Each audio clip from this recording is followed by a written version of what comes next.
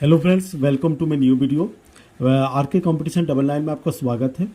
ये इतिहास के महत्वपूर्ण टॉपिक है दिल्ली सल्तनत। चलिए इसके बारे में डिटेल्स समझते हैं। टीजीटी पीजीटी और तथा अन्य एग्जामों के लिए महत्वपूर्ण टॉपिक है। चलिए स्टार्ट करते हैं। दिल्ली सल्तनत 1206 से 1526 ईस्वी तक, 1206 ईस्वी से लेकर के 1526 ईस्वी तक कुल 320 वर्षों तक दिल्ली इन पर मुस्लिम सुल्तानों का शासन रहा। भारत पर शासन करने वाले 5 वंश के सुल्तानों के शासनकाल को दिल्ली सल्तनत या सल्तनत ए हिंद, सल्तनत ए दिल्ली कहा जाता है। ये 5 वंश इस प्रकार है। 1 नंबर गुलाम वंश 1206 से 1290, 2 नंबर खिलजी वंश 1290 से 1320, 3 नंबर तुगलक वंश 1320 से 1414, सैयद वंश 1414 से 1451, लोधी वंश 1451 से 1526। इनमें से 4 वंश का मूलतः तुर्क थे, जबकि अंतिम वंश अफगान का था। वंश में ये ट्रिक है, गुलाब खिले तो सांस लो या गुखी तो तुसे लो। गुलाम, खिलजी, तुगलक, सैयद, लोधी। उसके बाद ऐबक जल गया खीबो से कुतुबुद्दीन ऐबक, जलाउद्दीन, गयासुद्दीन, खिज्जी खां और बहलोल लोधी। कार्यकाल उनका, फिर उनका तुगलक और सकी, तुगलक, गुलाम, लोधी, सैयद, खिलजी। इसके बाद देखते हैं गुलाम वंश में 1206 से 1290 ईस्वी में। इस वंश का गुलाम वंश इसलिए कहते हैं क्योंकि इसके संस्थापक कुतुबुद्दीन ऐबक गोरी का गुलाम था।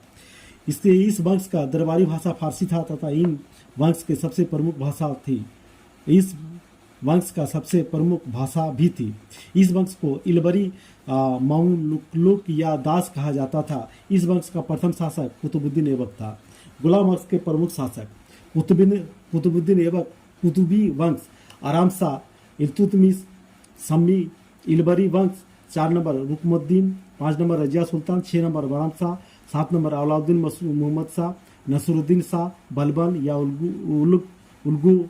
उलुग खां, बलबनी वंश, केकुबार और 11 नंबर क्यूमर। कुतुबुद्दीन ऐबक 1206 से ईस्वी से 1210 ईस्वी तक। ऐबक मोहम्मद गौरी के 3 प्रमुख गुलामों में से एक था। मोहम्मद गौरी की मृत्यु के बाद ऐबक स्वयं को लाहौर का स्वतंत्र घोषित किया। दिल्ली का प्रथम मुस्लिम शासक कुतुबुद्दीन ऐबक। चलिए आते हैं दूसरे पेज पर कुतुबुद्दीन ऐबक के बारे में। ऐबक को दिल्ली का पहला तुर्क शासन माना जाता है। दिल्ली के सुल्तान पर पद संभालने से पहले ऐबक दिल्ली का गवर्नर था।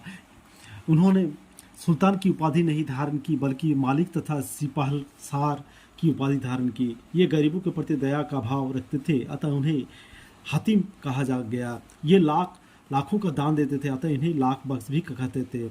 इन्हें पूरा कुरान का भी याद था, इसलिए इन्हें कुरान खान भी कहा जाता था। इनके दरबार में मीन हाज उस सिराज रहते थे, जिन्होंने तबकात ए नसरी पुस्तक लिखी है। इनके दरबार में हसन निजामी भी थे जिन्होंने ताज उल नासिर पुस्तक लिखी है। ऐबक के अजमेर विजय के बाद वहाँ पर 2.5 दिन का झोपड़ा नामक मस्जिद बनाई। ऐसा माना जाता है कि यह किसी संस्कृत विद्यालय के स्थान पर बनवाया गया है। ऐबक ने दिल्ली का कुब्बतुल इस्लाम मस्जिद बनवाई तथा इसके प्रांगण में लौह स्तंभ का पर चंद्रगुप्त द्वितीय के स्मृति मिलता है। इंडो इस्लामिक कला के सबसे पहला उदाहरण कुब्बतुल इस्लाम मस्जिद भी में मिलता है। यह भारत की पहली मस्जिद थी। ऐबक के गुरु बख्तियार काकी थे। कुतुबुद्दीन बख्तियार काकी की याद में ऐबक द्वारा बनाया गया था। ऐबक ने अफगानिस्तान के जाम मीनार से प्रेरित होकर दिल्ली महरौली में कुतुब मीनार 1193 ईस्वी में बनवाई, किंतु पूरा नहीं कर सका। ऐबक कुतुब मीनार को 2 मंजिला बनवाया तथा जबकि शेष 3 मंजिला को इल्तुतमिश ने पूरा किया। मोहम्मद बिन तुगलक ने के इस समय मीनार पर बिजली गिर गई। फिरोज शाह तुगलक ने इसका पुनर्निर्माण किया। अलाउद्दीन खिलजी इस मीनार के प्रतिद्वंदी मीनार के रूप में अलाई दी मीनार बनवाया प्रारंभ किया, किंतु इंजीनियरों की गलती के कारण यह सफल नहीं हुआ। अलाउद्दीन खिलजी ने कुब्बतुल इस्लाम मस्जिद में प्रवेश द्वार के रूप में अलाई दरबार बनवाया। 1210 ईस्वी में लाहौर के चौगन पोलो खेलते समय घोड़े से गिरने से कुतुबुद्दीन ऐबक की मौत हो गई। ऐबक का सहायता सेनापति बख्तियार खिलजी था। ऐबक के मकबरा लाहौर में है। ऐबक ने अपनी राजधानी लाहौर को बनवाया।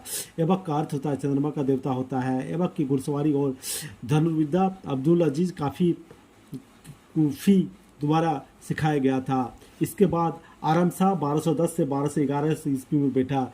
यह ऐबक का उत्तराधिकारी था, किंतु ये अयोग्य था। 1212 ईस्वी में इल्तुतमिश ने इसे हटाकर खुद शासक बन गया। यह मात्र 8 महीने तक शासन किया था। इसकी हत्या इल्तुतमिश द्वारा की गई। समी वंश से इल्तुतमिश 1211 से 1236 ईस्वी तक। इसे गुलाम कहते हैं, इसे गुलामों का गुलाम कहते हैं, क्योंकि यह ऐबक का गुलाम था। यह 1211 ईस्वी में गद्दी पर बैठा। इसका बचपन का नाम अल्तमस था। इनका पूरा नाम समुद्दीन इल्तुतमिश था। इसके पिता का नाम इल्लम खां था, जो इलबरी तुर्क था। 1215 ईस्वी में के तराइन तृतीय युद्ध में इसने यल्दोज को पराजित कर दिया था। इसने सुल्तान की उपाधि धारण की तथा अपने नाम पर खुतबा पढ़वाया। शासक बनने के पहले यह बंदायूं यूपी के सूबेदार था। इसने अपनी राजधानी लाहौर से दिल्ली को बनवाया। इसने शासक बनने से पहले खलीफा उल मुल्तसिर बिल्लाह से खिल्लत हासिल की। इसने चांदी का टंका और तांबे का जीतल प्रारंभ किया। इल्तुतमिश को गुदम तथा मकबरा निर्माण का जनक कहते हैं। इल्तुतमिश ने अपनी पुत्री नसरुद्दीन मोहम्मद का मकबरा सुल्तान की गढ़ी में बनवाया। इल्तुतमिश ने न्याय मांगने के लिए लाल वस्त्र पहनने की परंपरा चलाया। इल्तुतमिश ने वेतन के बदले भूमि दिया, जिसे इक्ता व्यवस्था कहते हैं। उसने 40 तुर्क सरदारों का एक सलाहकार परिषद बनवाया। तुर्काई चिहलाम या 40 दल कहते थे। इस समय जियाउद्दीन मांगबरनी का पीछा करते हुए चंगेज खां दिल्ली के सीमा तक पहुंच गया। अतः इल्तुतमिश ने जियाउद्दीन को अपनी शरण में नहीं दी। इल्तुतमिश को शुद्ध इस्लामी पद्धति के वास्तविक संस्थापक कहते हैं। इसे गुलाम का गुलाम कहते हैं। चलिए आते हैं तीसरे पेज में इल्तुतमिश के बारे में। यह बिहार में अपना प्रथम सूबेदार मालिक जानी को नियुक्त किया था। यह शुद्ध अरबी का सिक्का चलाने वाला प्रथम शासक था। ख्वाजा मुइनुद्दीन चिश्ती का दरगाह में इल्तुतमिश द्वारा बनवाया गया था। तबकात ए नासिरी पुस्तक के लेखक मिनहाज उस सिराज है। 1236 को इल्तुतमिश की मृत्यु हो गई। इसने अपने जीवन में काल में रजिया सुल्तान को उत्तराधिकारी नियुक्त कर दिया था। इल्तुतमिश की मृत्यु के बाद 40 सरदारों ने रजिया को शासक न बनाकर रुकनुद्दीन फिरोज शाह को शासक बना दिया। रजिया ने न्याय के लिए लाल वस्त्र पहनकर मस्जिद के आगे चली गई और जनता के हस्तक्षेप के बाद वह शासिका बन गई। रजिया सुल्तान 1236 से 1240 ईस्वी तक। यह भारत की प्रथम महिला शासिका थी। यह पुरुषों के भांति वस्त्र पहनकर शासन करने लगी, जो 40 तुर्क सरदारों को पसंद नहीं था। दिल्ली के मालिक याकूब आसवसाला का प्रधान के साथ रजिया का घनिष्ठ संबंध थे। तौरे हिंद भटिंडा पंजाब के इक़्तिदार मालिक अल्तुनिया ने रजिया को आधीनता मानने से इनकार कर दिया, जिस कारण रजिया ने उस पर आक्रमण कर दिया। किंतु युद्ध के खुद को हारता देख रजिया ने अल्तुनिया से विवाह कर लिया। किंतु रास्ते पर लौटते समय डाकुओं के हमले में हरियाणा के कैथल में रजिया एवं अल्तुनिया की हत्या हो गई। दिल्ली में 40 सरदारों ने याकूब की हत्या कर दी। रजिया एक असफल शासिका साबित हुई और इसका प्रमुख कारण एक महिला शासक होना था। इतिहासकारों ने एल्फिस्टन का कहना था है कि अगर रजिया महिला ना होती तो इसका नाम भारत में महान शासकों में लिया जाता। इतिहासकार मिनहाज कहना है कि भाग्य ने उसे पुरुष नहीं बनाया, वरना उसके समस्त गुण उसके लिए लाभप्रद हो सकते थे। रजिया में वेश प्रशंसनीय गुण थे, जो एक सुल्तान में होना चाहिए था। ये पार्ट 1 है। अगले वीडियो में पार्ट 2 आएगा। Thank you. जय हिंद, जय भारत।